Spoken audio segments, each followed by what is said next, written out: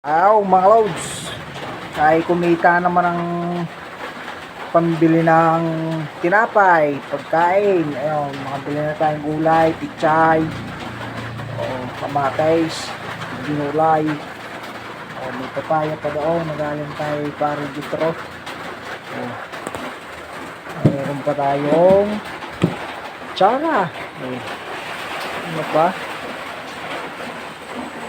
Nakabili na rin tayo ng manok.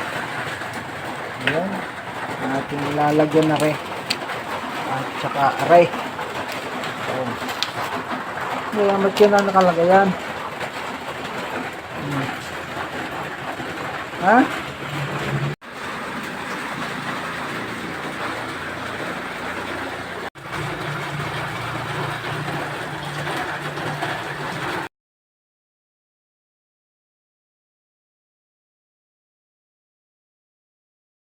Ang pininyahang marinade muna natin bago natin lutuin, mga loads.